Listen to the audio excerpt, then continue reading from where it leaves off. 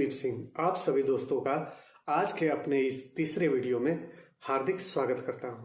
जी हाँ दोस्तों, बातचीत का जो हमारा ये सिलसिला शुरू हुआ है, मैं चाहता हूं कि ये चलता ही रहे, चलता ही रहे, चलता ही रहे।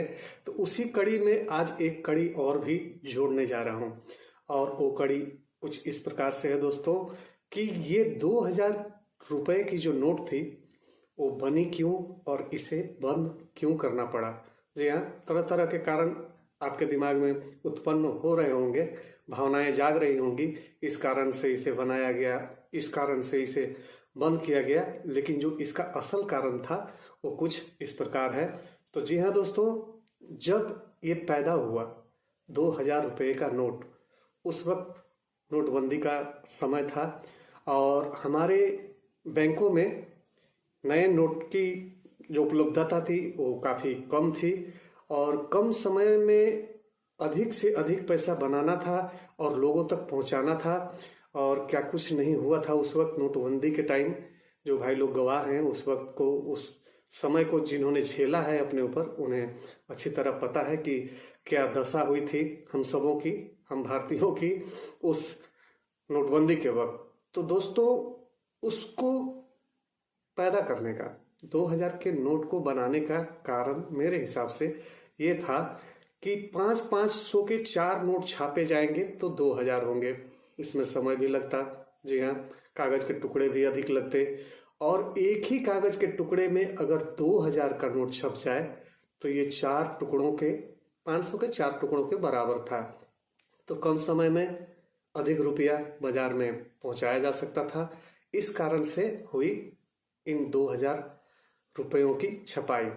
इस 2000 रुपये का जो नोट है इसी कारण से पैदा किया गया। और बंद क्यों किया गया, तो सेम वही है, जब कोई पुल ढह जाता है, बारिश में बह जाता है, तो आनन फानन में आवागमन को सुगम बनाने के लिए हम डाइवर्सन का निर्माण करते हैं। जी हाँ, डाइवर्सन पर गाड़ियां जो है वो गुजरने लगती हैं और आवागमन बाधित नहीं होता, वो सुचारू ढंग से चलता रहता है।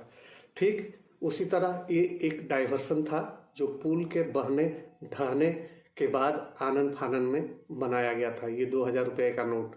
और जब ये नया पुल बन के रेडी हुआ, यानी कि जितने पर्याप्त नोट हमें चाहिए थे उतने जब बनकर और बाजार में बिखर गए, जी हाँ, आ गए बाजार में, बैंकों में, सभी के पास, तो जब काम सुगम रूप से चलने लगा तो इस 2000 के नोट को बंद कर दिया गया।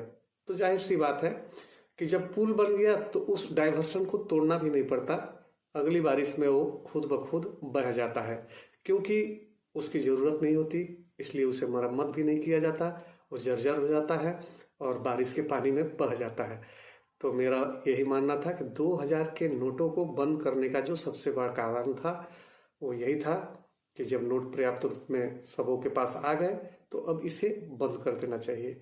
और भी था, तहखाने में, बेड के नीचे, तकिए में, सोफे में और कई जगहों पे, अलमारियों में, तिजोरियों में जो रुपए भर के रखे जाते थे, तो अब 500-500 के आप 4 रखेंगे तो अधिक जगह लेगा। उस वक्त कम जगह में ज़्यादा पैसा रखा जाता था, यानी कि एक 2000 रुपये का नोट रखें तो 4 500 के हुए, तो कुछ उस हिसाब से भी, लेकिन वो कारण कम था और ये कारण अधिक था कि जब पर्याप्त मात्रा में रुपए बाजार में आ गए तो 2000 के नोटों को बंद कर दिया गया।